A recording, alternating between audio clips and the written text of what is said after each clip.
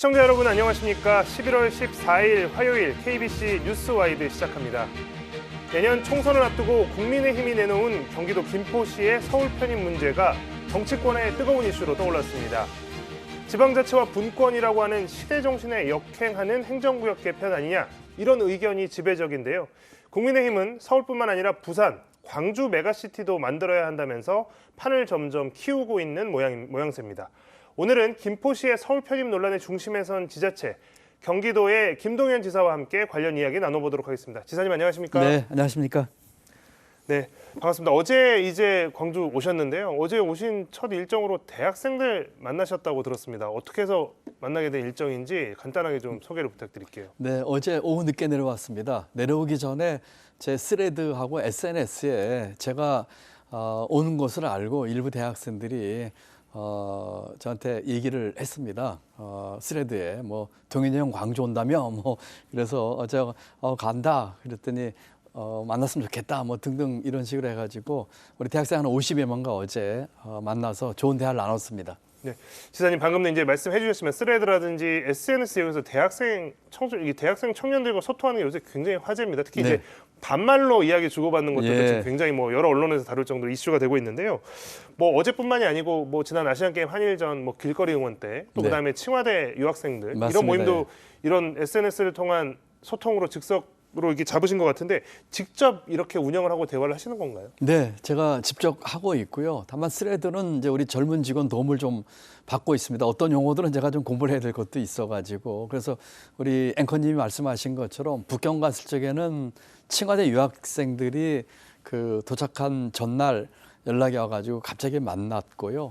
또 지난번 아시안 게임 축구 결승전 때는 좀 보고 싶다고 하는 그 요청을 SNS를 통해서 해서 갑자기 저희가 운동장 개방해서 청년들 만나기도 했는데 너무들 좋아하시고 저도 또 즐겁고 아주 기쁩니다. 그 특이한 게 반말로 소통을 하시는데 그거는 누구 아이디어로 시작된 겁니까?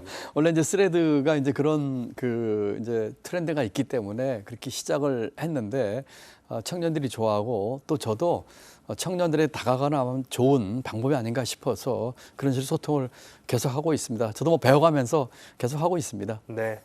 자, 본격적으로 이제 행정 관련된 이야기 나눠볼 텐데요. 그 전에 최근 경기도 김포의 서울시 편입 논란을 저희가 영상으로 정리해봤습니다. 함께 보고 오시죠.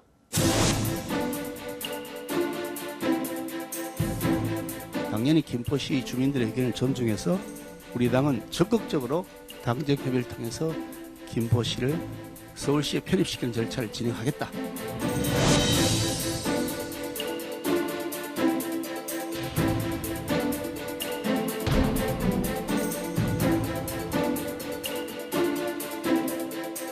이와 같은 서울 확장은 국토균형 발전과 지방자치 분권의 정면으로 역행하는 일이라고 생각을 해서 아주 강력하게 반대를 하고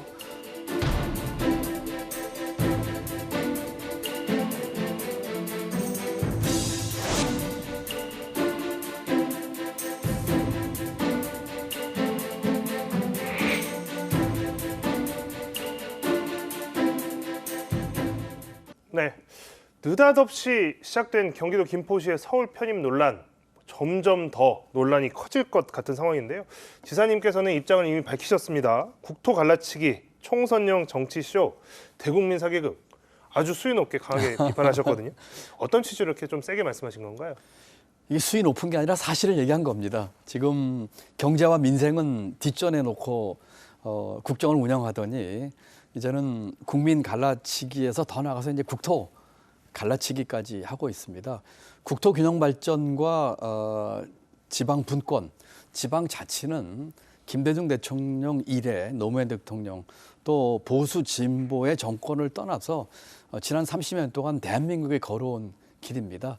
지금 저와 같은 서울 확장을 하겠다고 하는 것은 이와 같은 국토 균형 발전과 지방 분권의 정면으로 역행하는 것이기 때문에 제가 강력하게 제 소신을 밝혔고요. 이것은 몇 달 총선을 앞두고 하는 정치 쇼다, 정치 사기극이다. 정책으로는 지방 죽이기, 정치로는 사기극이다. 라고밖에 얘기할 수 없다고 했고요. 우리 김포시라든지 서울에 있는 우리 경기도 시의 시민들을 표로만 보는 정치적인 사기극이다. 저는 이렇게 보고 있습니다. 자, 어쨌든 이제 이게 이슈가 되면서 도대체 그러면 사람들은 어떻게 생각할까 이게 되게 궁금했는데 리얼미터가 경기도에서 의뢰해서 뭐 나흘간 지난 2일부터 5일까지 만 18세 이상 경기도민 3,004명을 대상으로 여론조사를 한번 진행을 했습니다. 이 결과가 이제 어떻게 나왔냐면 자, 김포를 포함한 서울 근접 중소도시를 서울시로 편입하는 것에 대해서 66.3%가 반대한다라는 응답이 나왔습니다. 그러니까 3명 중에 2명은 반대한다라고 답을 했고 찬성은 30%가 채 안 돼 29.5%. 경기도를 제외한 다른 지역까지 합친다 그러면 이게 반대 여론이 더 높을 것은 되게 자명한데요. 여론조사 결과 제대로 된 민의가 반영이 된 거라고 판단하십니까? 우리 국민 여러분들이 현명하시거든요. 지금 왜 이와 같은 일이 벌어지고 이와 같은 정치 쇼가 벌어진지를 두 눈 부릅뜨고 다 보고 계십니다. 2008년도에 지금 여당에서는 뉴타운 공약을 해서 서울 수도권에서 상당히 그 재미를 봤는데 선거 끝나고 어떻게 됐습니까? 하나도 이루어진 것이 없는 사기극이었거든요. 이번에 이와 같은 것들도 그와 같은 정치 쇼에 불과하고 특히 아까도 말씀드린 것처럼 대한민국 30년 이상 끌고 온 국토 균형 발전과 지방 분권을 정면으로 역행하는 겁니다. 이것을 아무런 검토와 또 분석과 어떤 비전 제시도 없이 불쑥 이렇게 내민 것에 대해서 국민들께서 이 의도를 직시하고 저와 같은 여론 결과가 나온 것이라고 저는 생각을 하고 있습니다. 자, 일단 모레입니다. 16일 목요일인데요. 지사님 이제 오세훈 서울시장 또 유정복 인천시장을 만나서 3자 회동을 하시는데 아무래도 이 이야기가 굉장히 중요하게 다뤄질 것 같습니다. 입장들이 조금씩 다른 것 같은데요. 어떤 이야기들 하실 예정이신가요? 지금 이제 두 시장님과는 이제 5번째 만납니다. 제가 처음 만나자고 제의를 시작된 모임이었고, 이제 모레 이제 목요일 날 얘기를 하는데, 제일 큰 주제 제가 얘기하고 싶은 것은 교통 문제 해결에 대한 것입니다. 서울시에서도 교통 문제에 대한 해법을 제시했고, 저희 경기도는 더 경기 패스라고 하는 대단히 우리 도민들에게 도움이 되는 제안을 했거든요. 그래서 서울 인천시장님과 함께 교통 문제 해결에 대한 얘기를 먼저 하고 싶고요. 이 서울 확장에 대해서는 저는 뭐 제 입장은 분명합니다. 이것은 뭐 논의하거나 타협의 대상도 아니고 실현 가능성이 없는 정치 쇼이기 때문에 분명하게 제 입장을 밝히고 또 경기지사로서 김포시 문제 해결을 위해서 지금 가장 먼저 할 일이 뭐겠습니까? 교통 문제 해결이거든요. 그리고 그중에서도 핵심은 지하철 5호선 연장입니다. 이미 경기도는 지하철 5호선 연장 노선을 제시를 했고 예타 면제를 주장을 했습니다. 지금 정부에서는 여기에 대해서 가타부타 말이 없어요. 여당도 그렇고요. 김포시 서울 편입 얘기하기 전에 이런 문제 해결에 대한 것부터 함께하고 성의를 표시를 해야지 이런 것도 하지 않으면서 실현 가능성 없는 정치 쇼를 하는 것에 대해서 두 분 시장 만나서 강력하게 제 입장을 피력하고 제가 분명하게 얘기를 할 계획입니다. 자, 그런데 이제 여당이 이제 뭐 지사님도 이렇게 강하게 반대 입장 내시고 또 여론도 생각만큼 그렇게 좀 많이 호응하는 것 같지는 않습니다. 그러다 보니까 이게 뭐가 문제냐? 메가시티 서울이뿐만 아니라 그러면 광주, 부산 뭐 지역 다 메가시티 하자. 판을 지금 전국적인 행정구역 개편이나 뭐 이런 문제로 좀 확장시켜 나가고 있는데요. 이 논의는 좀 결이 다를 수 있을까요? 이거는 여당의 그런 시도는 사기극을 또 다른 사기극으로 덮으려고 하는 시도죠. 지금 메가시티의 그 본체는 이렇습니다. 지금 대한민국은 서울을 중심으로 한 일극 체제거든요. 이걸 다극화하자는 겁니다. 저도 그것을 대선 후보 때 주장을 했습니다. 다시 말씀드리면은 지방에 서울 같은 것들 여러 개 만들자는 것이죠. 광주, 이 호남, 또 부울경, 충청 이렇게 만드는 것이죠. 그것은 지역 균형 발전과 또 지방 분권의 취지에 맞게끔 가자는 취지인데 지금 여당에서 하고 있는 것은 이 김포 서울 편입이나 서울 확장에 대한 여론의 반발이 심하니까 그걸 덮기 위한 미봉책으로 별다른 검토도 없이 사기극을 또 다른 사기를 덮자는 그런 의도로 보여져서 대단히 불순한 또 제대로 내용이 없는 계획이다 저는 이렇게 생각하고 있습니다. 네. 자, 여당은 어쨌든 이걸 당론으로까지 하면서 어쨌든 아젠다를 이끌어 가려고 하는 뭐 당연한 뭐 모습을 보이고 있지만 이 이슈가 처음 나왔을 때 민주당이 좀 미적거린 거 아니냐라는 이야기들이 좀 나왔습니다. 바로 어떤 반대 입장을 밝히지 않았고 좀 김포 시민들 눈치도 좀 보고 여론도 보자 좀 주저했던 것도 있는 것 같습니다. 뭐 초기 대응이 부족했다, 민주당이 좀 아쉽다 이런 이야기도 나오고 있고요. 그리고 이제 민주당하고 어떤 식으로 좀 소통해서 나갈지도 좀 궁금하거든요. 경기도가 이 부분은 어떻게 해결하시겠습니까? 네, 민주당의 그 강령과 당헌에 분명하게 국토균형 발전과 이 지방 분권에 대한 얘기가 명시돼 있습니다. 그리고 김대중 대통령 이래의 노무현 대통령까지 면면이 이 원칙을 견지를 해 왔습니다. 민주당은 당연히 서울 확장에 대해서 분명한 반대 입장을 밝히고 국토균형 발전과 지방 자체에 대해서도 강력한 입장을 표명을 해야 되고 당론으로 정해야 한다고 생각을 하고 있습니다. 만약에 민주당마저도 표 계산하고 선거 유불리를 따진다면 민주당스럽지 못합니다. 이 문제를 여당이 만든 프레임에 말려드는 것을 조심을 하고 있다라고 얘기를 한다면 저는 이렇게 얘기를 하고 싶어요. 더 큰 프레임으로 이것을 씌워야죠. 더 큰 프레임은 여당에서는 김포의 서울 편입을 얘기하고 있지만 우리는 국토균형 발전과 지방 자치냐 아니면 수도권 또는 서울 일극 체제로 해서 이걸 깨트릴 거냐 여기에 대해서 국민들이 판단해 주십시오 하는 프레임을 씌워야죠. 민주당마저 선거의 유불리를 따진다면 민주당스럽지 못합니다. 이 문제에 있어서는 분명하게 민주당에서 또 강력하게 대처를 해야 된다고 믿고 있습니다. 네.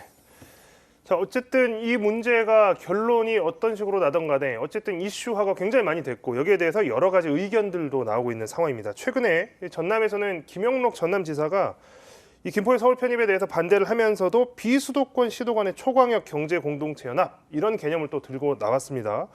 어쨌든 이번 일을 계기로 다양한 이 뭐 초광역권 뭐 이런 지역 경제 활성 뭐 이런 이야기들이 굉장히 많이 나올 것 같은데 지사님께서 이제 구상하고 계신 국가균형 발전의 어떤 큰 그림의 원칙이랄까요? 이런 것들이 좀 있을까요? 네, 우선 이 논의의 결말은 실현 가능성이 없고 또 지금 선거를 불과 몇 달 앞두고 하는 얘기이기 때문에 별다른 결실 맺지 못하고 유야무야로 끝날 가능성이 아주 높습니다.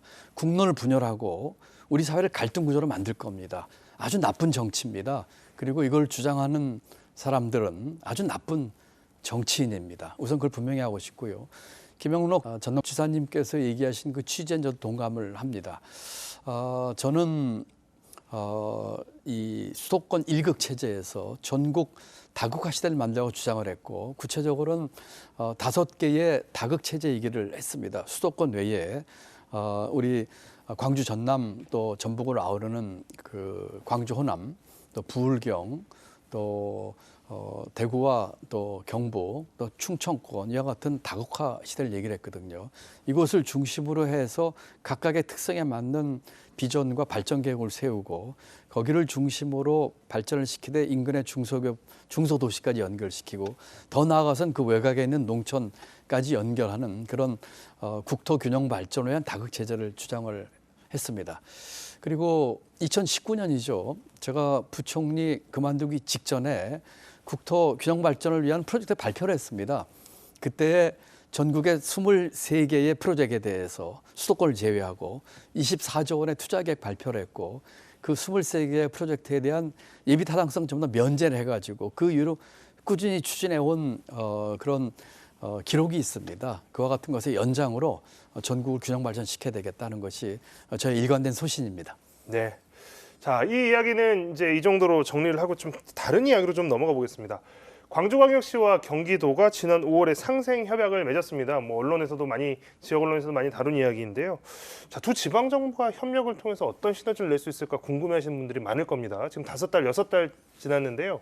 어떻게 진행이 되고 있는지 또 어떤 것들을 이렇게 기대하고 있는지 이런 부분도 좀 궁금합니다. 네, 저희 경기도는 제가 취임한 이후에 광주, 광역시, 전라남도, 전라북도 또 저와 당이 다른 충청남도 그리고 같은 당인 제주도 이렇게 다 상생 협약을 각각 맺었습니다. 말씀하신 것처럼 광주시와는 지난 5월에 상생협약을 맺었고 오늘 아침에 우리 강기정 광주시장과 양동시장에서 같이 국밥으로 아침 먹으면서 또 그 후속 얘기를 좀 했습니다. 좀 더 구체적으로 말씀드리자면 광주광역시는 그 인공지능 또 첨단 모빌리티가 앞장선 도시입니다.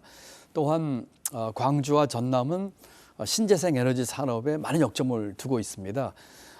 경기도도 이와 같은 산업 기반을 갖고 있고 또 거기에 IT에 반도체 이렇게 돼 있기 때문에 서로 간에 상호 보완하면서 발전할 수 있는 길이 많이 있습니다. 이와 같은 발전 방향에 대해서 지난 5월 이후에 지금 꾸준히 진전시키고 있고요. 특히 또 제가 관심 갖고 있는 것은 청년들 간의 서로 교류 협력입니다. 어저께 우리 대학생들을 만났습니다만 오늘 시장님과도 서로 간에 이 청년과 학생들 교류 문제까지 얘기를 하고 있어서 조금 내년도에는 가시적인 성과까지 나올 것으로 그렇게 기대하고 있습니다. 네. 자, 지난달 서울 강서구청장 보궐선거가 뭐 정치 지형에 지금 많은 영향을 줬으니까요. 그 이야기를 또 안 해볼 수가 없는데 자, 윤석열 대통령이 선거 이후에 그 소모적 이념 논쟁 멈추자, 오직 민생에 집중하자 이런 이야기를 참모들에게 한 것으로 알려졌습니다. 국정기조에 대한 우려를 많이 하셨는데 그 이번 선거, 지난 선거를 계기로 해서 뭔가 국정기조에 변화가 있는 것처럼 보이시는지 혹은 국정기조에 변화가 좀 있을 것으로 기대가 되시는지 그 부분이 좀 궁금합니다. 현재까지 국정기조의 변화의 조짐은 전혀 없는 것 같습니다. 그리고 제 개인적으로는 앞으로도 변화를 기대하기가 어려울 것 같습니다.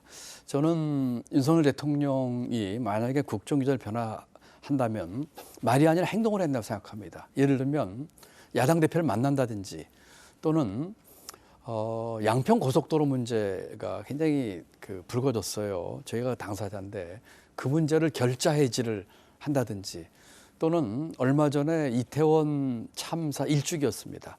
그래서 직접 가서 우리 유가족들을 위로한다든지 이런 정도의 행동으로 보이지 않는다면 국정기조의 변화는 가시적으로 보이지 않는다고 생각을 하고 있고요. 최근에 하고 있는 여러 가지들, 예를 들어서 김포서울 편입, 주식 공매도 금지, 또 일회용 컵 규제를 풀어서 또 쓸 수 있게 한다든지 하는 것들은 전부 다 선거를 앞둔 포퓰리즘, 또 그 내용을 보면 전부 다가 잘못된 내용들이거든요. 이런 걸 봤을 적에 선거의 표를 얻기 위한 여러 가지를 내세우고 있지만 국정기조 자체에 대한 변화는 없다라고 저는 지금 보고 있습니다. 그 지사님 방금 말씀하셨는데 어쨌든 뭐 일회용품 규제 없앤 거나 아니면 공매도 금지 같은 경우는 어쨌든 대통령실이나 정부 여당은 이거 민생을 위한 거다라고 이야기를 하고 있지 않습니까? 그리고 거기에 호응하는 여론도 좀 있는 것 같거든요.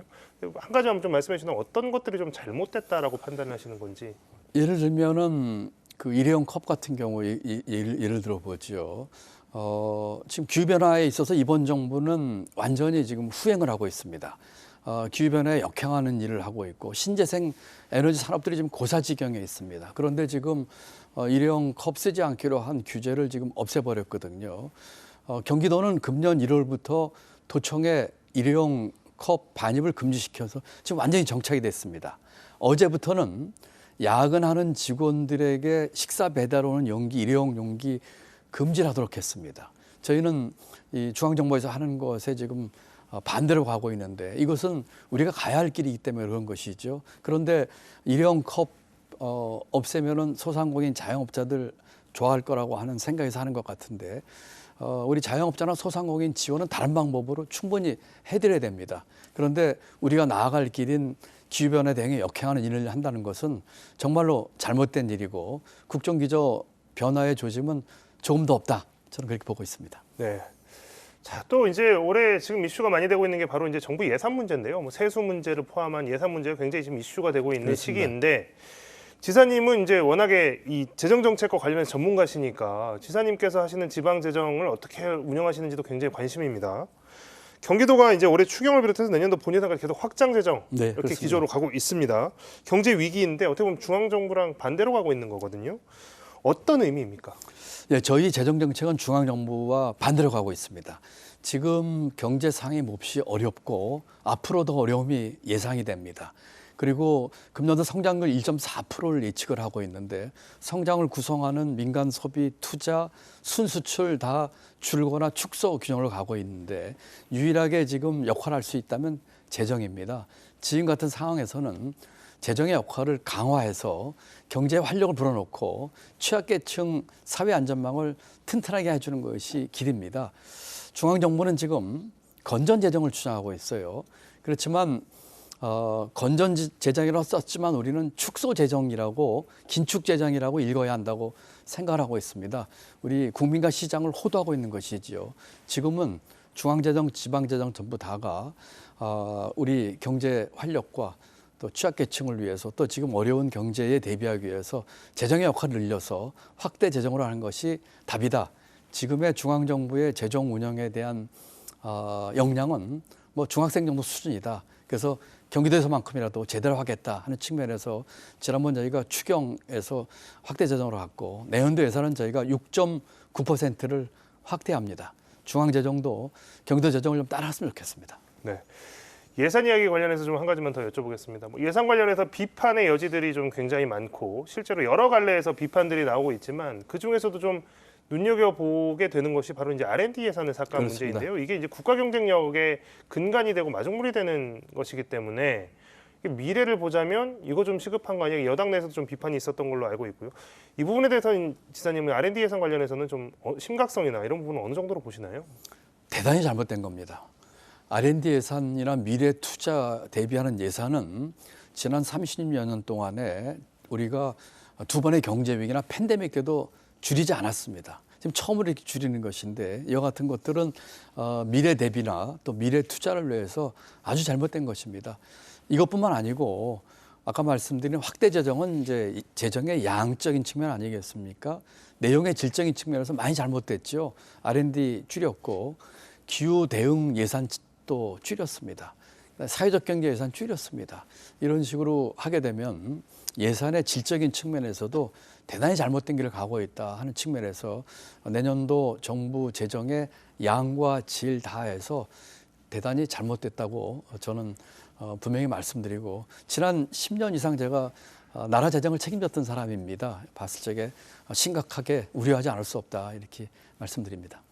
일단 뭐 지금 뭐 논란이 많이 되고 있는데 이 예산 문제 관련해서 지사님께서도 많이 다뤄보셨기 때문에 어떤 좀 입장을 듣고 싶었는데 뭐 이런 부분에 대해서는 아주 좀 비관적으로 전망을 하고 계시다 이렇게 좀 정리를 할 수 있겠습니다. 자, 여러 가지 이야기 오늘 지금 나누고 있습니다만 뭐 아까도 뭐 말씀드렸다시피 김포시 편입 문제라든지 아니면 뭐 공매도 금지 문제라든지 아니면 뭐 또 여러 가지 R&D 예산 문제라든지 어찌 됐건 언론을 더 많이 장식하고 있는 것 그리고 여론에 더 많이 오르내리는 것은 국민의힘의 이야기가 아닌가 싶습니다. 네. 그러다 보니까 지난 강서구청장 보궐선거 이후에 민주당이 너무 빨리 식어버리는 거 아니냐, 뭔가 아젠다를 선점하지 못하고 끌려다니는 느낌이 있다, 이런 정치권에 대한 평가들이 많이 나오고 있습니다. 또 국민의힘은 최근에 이년혁신위원장이 여러 가지 또 이슈들을 만들어내고 있거든요. 자, 민주당의 모습 지금 좀 존재감이 약해져 가고 있는데 어떻게 보시나요? 밖에서 보시기에는. 국민의힘 얘기부터 먼저 해보죠. 국민의힘이 혁신을 한다고 합니다. 혁신의 요체는 뭘까요? 제가 볼 적에 국민의힘 혁신의 요체는 대통령과 국정 운영 방향이 바뀌는 게 혁신의 요체입니다. 그런데 지금 국민의힘은 그거는 제쳐놓고 뭐 중진 험지 출마라든지 뭐 불출마 이런 얘기를 하고 있거든요. 혁신의 요체에서 벗어났다고 생각을 합니다. 본질에서. 그런데 민주당은 국민의힘은 그 같은 혁신 쇼라도 하고 있는데 민주당은 너무 지금 하지 않는 것 같아서 걱정입니다. 민주당이 지금 굉장히 상황이 위기라고 하는 것에 인식을 해야 된다고 생각을 하고 있습니다. 저는 두 가지 측면에서 말씀드리고 싶어요. 첫 번째는 제가 작년 민주당 전당대회 때 정치교체위원장으로서 정치교체와 국민통합에 대한 결의안을 제시를 했고 94% 당원의 그 지지를 받아서 통과를 시켰습니다. 거기 내용이 민주당이 혁신하겠다는 겁니다. 그렇다면은 민주당이 기득권 내려놓고 또 우리가 먼저 바뀌겠다는 걸 보여줘야 되는데 그런 움직임이 없습니다. 선거법 지금 얘기하고 있거든요. 지금 여당에서는 병립형이라고 해서 과거로 회귀하겠다는 얘기를 하고 있습니다. 이런 것 등에 있어서 민주당이 분명하게 입장을 밝혀야 됩니다. 과거로 돌아가서는 안 됩니다. 그 결연에서 나와 있는 것처럼 강고한 양당 구조, 타파하고 또 선거법 제대로 고치고 우리가 갖고 있는 기득권 문제 내려놓고 하는 것을 하는 혁신을 보여줘야 되겠다는 게 첫 번째고요. 두 번째는 지금 앵커께서 말씀하신 것처럼 민생과 경제를 다루는 데 있어서 민주당이 능력 있고 또 역량 있는 정당이라는 걸 보여줘야 됩니다. 그런 아젠다를 지금 제시하지 못하고 있습니다. 제가 지사가 돼서 저는 돈 버는 도지사가 되겠다고 했습니다. 지난 1년 동안 34조 원의 그 투자를 유치했습니다. 경제와 시장에 있어서도 우리 민주당이 유능하다는 걸 보여줘야 되고 이와 같은 아젠다 선점을 해야 됩니다. 경제 문제, 아까 말씀드린 재정 정책 문제, 그리고 취약계층 보호 문제 등등에 있어서 아젠다 먼저 던지고 우리 국민에게 신뢰를 주면서 지지를 받을 수 있는 정당을 해야 됩니다. 말씀드린 것처럼 첫 번째는 민주당이 먼저 혁신해야 되겠다. 두 번째는 그와 같은 경제, 민생, 사회 이런 이슈에 있어서 먼저 국민으로부터 지지받을 수 있도록 아젠다를 치고 나가야 되겠다. 두 가지 말씀드리고 싶습니다. 네. 자, 마지막으로 광주 전남 찾아주셨는데요. 그 지사님의 행보를 눈여겨보시는 분들이 굉장히 많습니다. 우리 광주 전남 시도민들께 마지막으로 한 말씀 부탁드리겠습니다. 네, 우리 광주 전남 시민 도민 여러분 반갑습니다. 제가 부총리 그만두고 전국을 3년간 달릴 적에 맨 처음 왔던 것이 우리 전라남도였습니다. 그때 구례, 광양, 순천, 여수를 왔습니다. 그 이후로 올 때마다 반갑고 또 민주주의를 하면서는 광주에 비친 게 많습니다. 경기도지사로서 경기도를 먼저 발전시키고 경기도민의 삶의 질을 향상시켜서 대한민국을 바꾸는데 앞장서겠습니다. 우리 광주 시민 전남 도민 여러분께서도 관심 가져주시고 함께 우리의 이와 같은 가치를 추구하는 데 있어서 힘보태 주셨으면 좋겠습니다. 열심히 하면서 여러분들 기대에도 부응하겠습니다. 감사합니다. 네, 오늘 김동연 경기도지사와의 이야기는 여기까지 하도록 하겠습니다. 지사님 함께해 주셔서 감사합니다. 네, 감사합니다.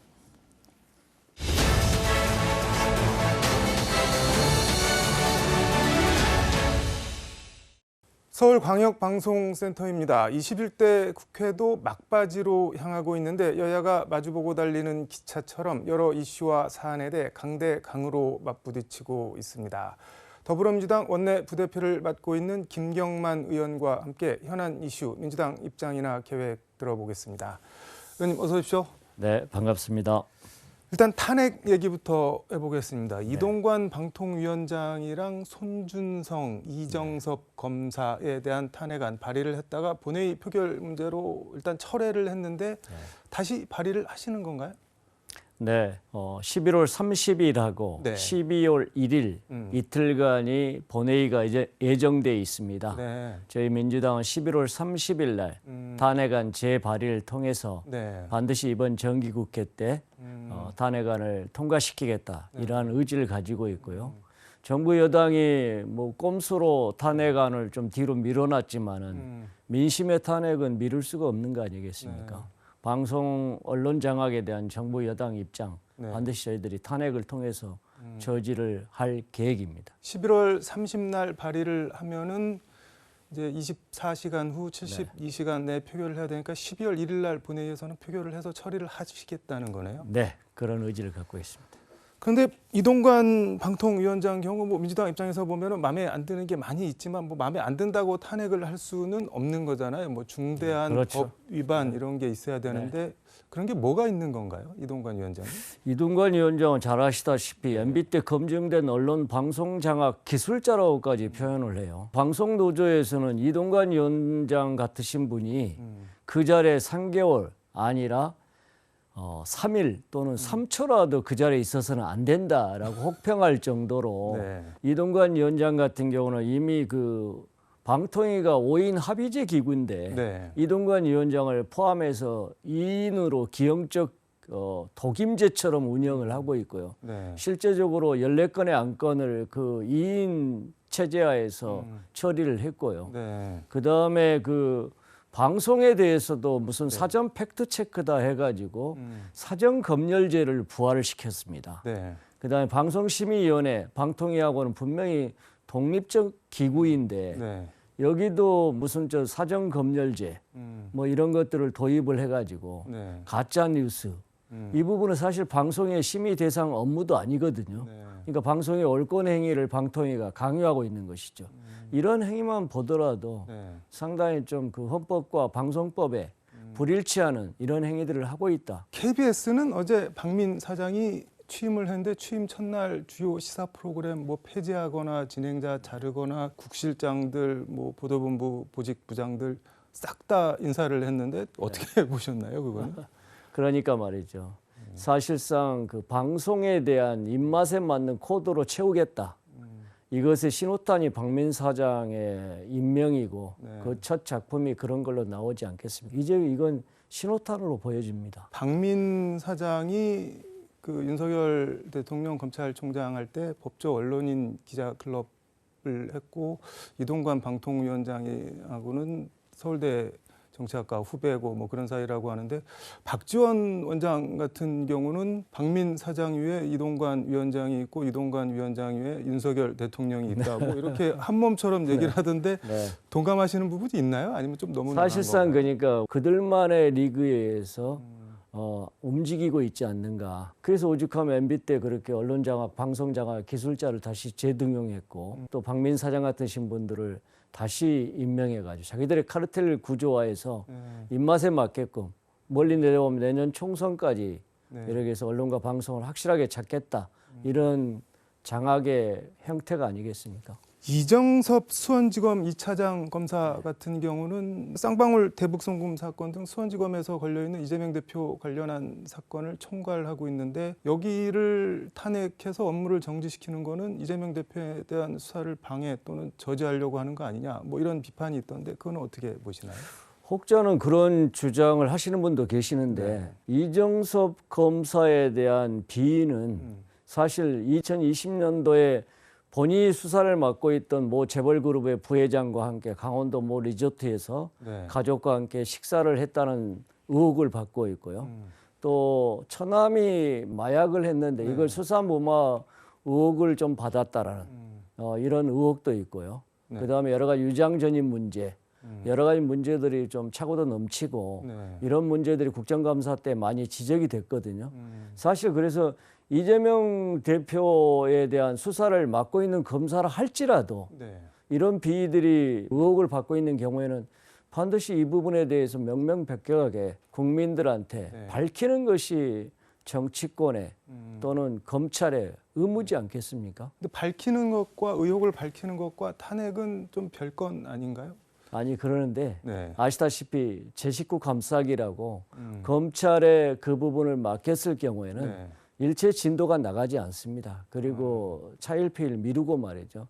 실질적으로 탄핵을 통해서 비위가 있는 검사, 잘못된 검사, 지휘 고하를 막론하고 그게 윤석열식 공정 부분 아니겠습니까? 그래서 탄핵을 추진할 수밖에 없는 이유인 것이죠. 전혀 이재명 당대표 수사하고는 무관하다. 이 말씀을 드리겠습니다. 그러니까 헌법재판소에서 제기된 의혹들에 대한 사실관계를 따져서 법 위반을 입증을 해서 탄핵안을 통과시키겠다 뭐 그런 계획이신 거네요. 예. 대장동 50억 클럽 의혹 그리고 김건희 여사 특검 이른바 김건희 특검 쌍특검 이거는 하는 건가요? 이것도? 반드시 해야 되죠. 반드시. 이번 정기국회가 12월 10일입니다. 그러니까 최대한 정기국회 내에 쌍특검에 대해서 처리를 할 것이고요.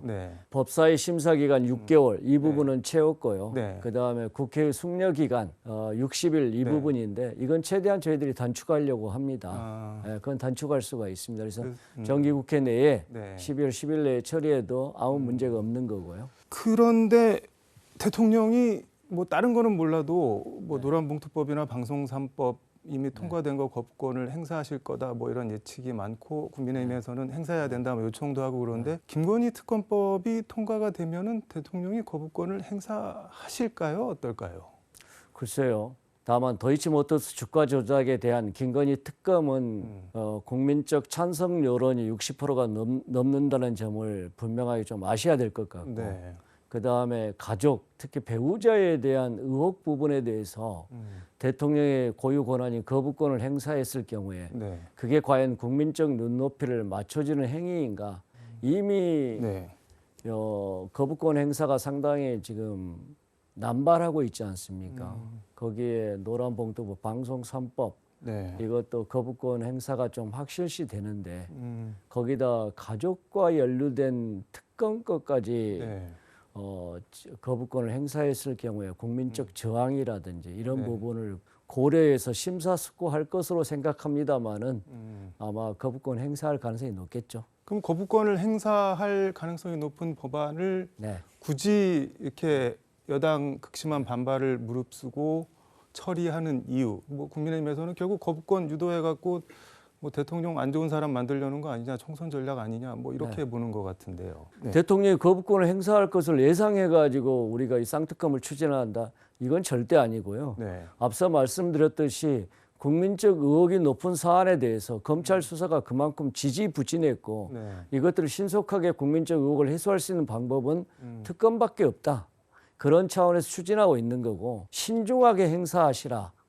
이런 뜻이지 그걸 또 여기도 행사할 것이다. 이렇게 제가 예측하거나 이러지는 않다는 말씀을 드립니다.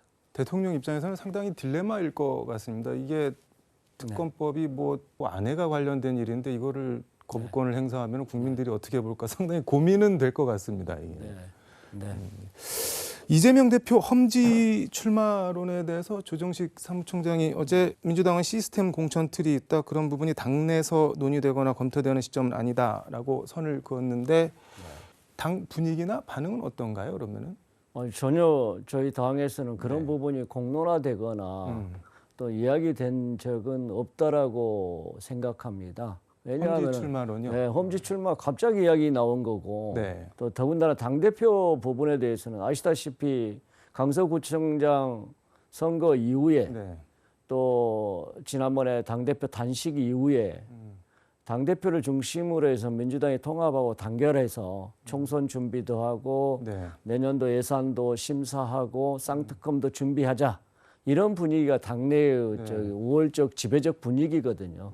그런데 느닷없이 당대표 험지 출마 네. 뜬금없는 이야기다. 생뚱맞은 이야기다. 이렇게 해석될 수밖에 없는 것 같아요.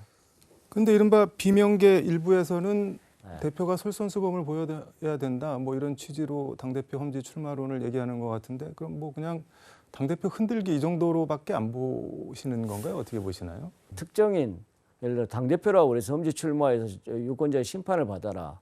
십자가를 홀로 지라. 이런 부분으로는 조금 선이 좀 넘어간 부분이 아닌가 이렇게 생각하고요. 그리고 또 그분이 인천 계양으로 유권자의 선택을 받은 것이 불과 네. 얼마 전인데 또 어느 지역에 가서 이렇게 하면 오히려 철새다.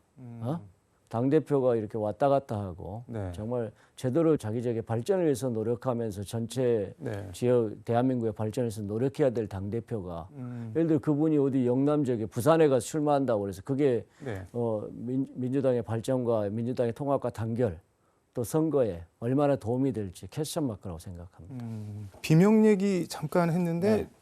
이게 뭐 하루 이틀 얘기도 아니고 계속 네. 뭐 비명계가 당을 나가네 마네 요즘 보면은 수박 척결 해야 되네 마네 네, 네. 뭐 그런 얘기들이 지금 계속 나오고 있는데 네. 의원님도 혹시 수박 얘기 들었다는 얘기를 제가 어서 들었는데 네. 무슨 얘기인가요 그게? 제가 이제 그 당대표 체포 동의안 시절에 네, 네. 비명계 의원으로서 가결 투표를 한 명단에 포함된 거 아니냐 이렇게 갖고 오해 아닌 오해를 받았던 것이 사실이고요. 저는 아시다시피 이재명 당대표 대선 후보 시절에 네. 누구보다도 중소기업과 소상공인 을 기본권 네. 그리고 이재명 당대표가 추구하는 을 기본권과 공정경제, 네. 상생경제를 위해서 누구보다도 앞장서서 일해왔던 사람이고 그래서 이 자리를 통해서 분명하게 밝히지만은 저는 당대표 체포동의안 가결 투표에 네. 분명히 반대 투표를 던졌다. 네. 이 부분을 말씀을 드립니다. 근데 가결했다고 뭐 수박이라고 공격하는 거는 이게 합리적인 공격이냐 뭐 그런 지적 비판이 있을 것 같은데요. 그런 점은 어떻게 보세요? 네, 가결이냐 부결이냐 네. 이것만 가지고 판단해 가지고 유튜버라든지 SNS에서 돌아다니는 네. 루머 이걸 가지고 유권자들한테 또는 지역의 그 지역민들한테 주는 애곡된 이미지가 굉장히 심하더라고요. 그래서 그건 가짜 뉴스라든지 가짜 SNS에 당해본 사람 이 부분은 그런 부분이 좀 공론화되고 합리적인 판단을 받을 필요가 있다는 건 절박한데 네. 그 부분에 대한 논의의 장은 마련되지가 않습니다. 사실 뭐 가짜뉴스라고 말씀을 하셨는데 뭘 하지 않은 거를 입증하는 게 상당히 진짜 난망한 일인데 네, 네. 지역 얘기 해보겠습니다. 지금 국회 상임위가 산자위 하시면서 예결위 겸하고 계신데 광주 관련해서는 뭐 어떤 예산 이슈가 있을까요? 저도 예결위에서 산자위 상임위에서 강하게 주장을 했는데 네. 강주가 미래차 서부장 특화단지로 지정이 됐고 또 국토부로 국가산단이 지정이 됐는데 네. 이 지정받기까지는 참 잘한 일인데 네. 문제는 기재부가 내년도 예산이 부족하다고 그래가지고 인력 양성 사업이라든지 네. 자율주행차 테스트베드 관련 사업이라든지 이런 예산들을 싹둑 잘라놨어요. 그래서 제가 오죽하면은 그 기재부 장관한테 예결위에서 질의할 때 아니 산단 지정, 소부장 특화단 지정까지는 잘 해놨는데 네. 얘를 낳았으면은 양육하고 보육할 의무가 있지 않느냐. 그런데 그걸 지정만 해놓고 관련 예산을 전혀 지원해주지 않으면은 낳은 애는 방치되는 거 아니냐. 지금 예산이 빵원인가요, 그러면은? 빵원은 아닌데 아. 극히 작은 예산. 그래서 제가 기재부 장관이 답변하시기를 네. 원이 염려하지 마십시오. 관련 예산은 충분히 담아낼 것이고 네. 얘도 나왔으니 잘 키울 겁니다. 라고 해서 좀 웃음이 터지고 그랬는데요. 네. 어쨌든 정말 기재부 장관 말씀하신 대로 관련 예산이 충분히 좀 담아지길 바라고 네. 또 하나는 강주 서구에 국립 트라우마 치유센터가 설립이 돼서 운영이 되고 있고 지금 네. 시범 사업으로 진행이 되고 있는데 그야말로 국립 트라우마 치유센터거든요. 네. 여기는 강주뿐만 아니라 외지인이 50%가 넘어요. 근데 예산이 부족하다고 운영비를 강주시가 50%를 부담하라는 거예요. 당초에 행안부 예산에는 네. 100%로 정부가 부담하는 걸로 돼 있죠. 국비로. 국립 트라우마 센터니까 강주 트라우마 센터라면은 강주시가 50% 부담하는 거 맞는데 그것도 100% 국립 트라우마 치유센터 명칭에 맞게끔 정부가 예산을 보조해라. 그리고 마지막으로 저기 강주 서구에 네. 어린이 그 뛰어놀기 예산이 있습니다. 근데 그 어린이 아트 앤 사이언스 파크 네. 이 예산을 또 싹둑 잘라놨더라고요. 뭐 이렇게 작은 것들이 많아요. 그래서 아니 호남을 키우겠다고 선거 때만 되면 와서 공약하고 이야기하시는 분들이 이렇게 예산으로 뒷받침 안 해주면은 겉과 속이 틀리지 않느냐. 그래서 이런 부분에 대해서 예산을 좀 집중적으로 반영할 필요가 있다. 네. 이런 것들을 강조하고 또 마지막까지 예결위에서 좀 살펴봐야 되겠죠. 일제 때 강제징용 배상 네. 대법원 판결에도 불구하고 윤석열 대통령이 이른바 제3자 해법을 내놨는데 이거 관련해서 올라온 예산을 다 자르겠다 뭐 이렇게 예결위 회의 때 말씀을 하셨다고. 네네. 이게 내용을 보면은 행안부 산하 일제 강제 동원 피해자 지원 재단이라고 있는데 네. 이게 작년에 이사회를 9월달에 싹 바꾸면서 이 제3자 변제 네. 그 업무를 추가를 해놨어요. 거기다가 이 제3자 변제가 막히니까 이제 법원에 공탁근까지 걸어가지고 법적 소송을 지금 진행하고 있지 않습니까? 피해자들이 싫어하는 제3자 변제금 지급 네. 이걸 거부했음에도 불구하고 법원에서 1심에서 패소 판결을 받았음에도 불구하고 지금 그 공탁금을 받으라 해가지고 법원에 지금 소송 중에 있지 않습니까?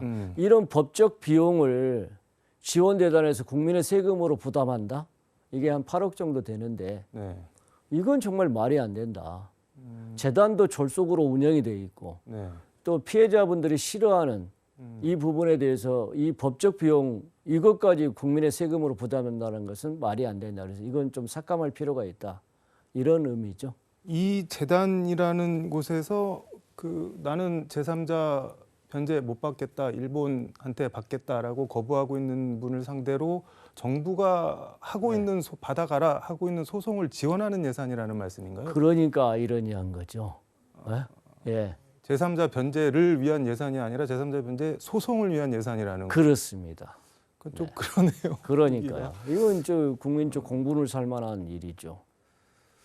알겠습니다. 광주 대유 위니아 사태 이거는 뭐 임금 체불이랑 뭐 협력사 납품 대급 못 받고 있는 게 엄청 심각한 것 같은데 이거 산자위원으로 좀 이렇게 노력을 하고 계신 것 같은데 해결하려고. 저도 예결위에서 기재부 장관이나 국무총리 또 산자부, 중기부, 고용노동부 종합적으로 좀 질의하고 좀 대책을 대책을 요청을 했는데 오늘 고용노동부 이정섭 장관이 아마 강주에 내려간 걸로 알고 있는데 신속하게 좀 고용위기 네. 지역으로 지정을 해가지고 그 고용위기 지원금 네. 이런 지원금을 사업자한테 지원을 해주면은 체불임금이나 이런 부분을 좀 대신해서 임금을 좀 우선 보전할 수가 있다. 이런 내용으로 좀 신속하게 좀 할 필요가 있다. 이런 말씀을 드렸고요. 네. 우리 그 듣고 있던 우리 서삼석 예결위원장께서 네. 김 의원이 참 지역을 잘 챙긴다. 지역 사랑이 대단하다. 네. 이런 농담을 할 정도로 좀 강력하게 요구를 했다는 말씀을 드립니다. 21대 비례대표 의원 중 대표 발의한 법안 가결률 1위를 네. 하셨네요, 보니까. 네, 근데 네. 법안이 뭐 발의를 하는 거는 뭐 의원이 마음 먹으면 할 수 네. 있는데 이게 본회의를 통과하는 거는 이게 생각보다 쉬운 게 아닌데 가결률 1위 뭐 비결 같은 게 있을까요? 뭐 국민의 눈높이에서 의정 활동을 성실하게 했던 결과라고 생각합니다만은 네. 더욱더 책임감을 가지고 일하겠고요. 무엇보다도 법안 대표 발의하는 것도 쉽지 않지만은 네. 이걸 이제 가결시키는 부분, 이것은 이제 여러 가지 그 세미나라든지 의원들과의 네트워크, 네. 또 찾아가 설명 이런 좀 지난한 과정들이 좀 필요하거든요. 네. 그래서 여러 의원님들이 같이 협조해 주시고 했던 결과이고, 저는 이제 뭐 중소기업 소상공인 이런 쪽에 민생과 경제 전문가로서 또 그동안 살렸던 30여 년의 경험, 또 국회 4년간의 경험 이런 것들을 좀 바탕으로 해서 네. 강주 지역 발전을 위해서 더욱더 노력하고자 합니다. 알겠습니다. 마무리 말씀 듣도록 하겠습니다. 네, 여러 가지로 날씨가 차가운 만큼 경제도 한파인 것 같습니다. 그러나 국회에서 정말 민생과 이런 예산을 좀 더 알뜰하게 챙기고 국민 곁으로 다가가는 민주당이 되고 국회의원이 되도록 노력하겠습니다. 힘내십시오. 알겠습니다. 예산 심의 끝나고 의결이 되면 한 번 더 모셔서 좀 구체적인 얘기 좀 더 들어보도록 하겠습니다. 오늘 말씀 고맙습니다. 고맙습니다. 지금까지 서울광역방송센터에서 김경만 민주당 의원과 함께 전해드렸습니다.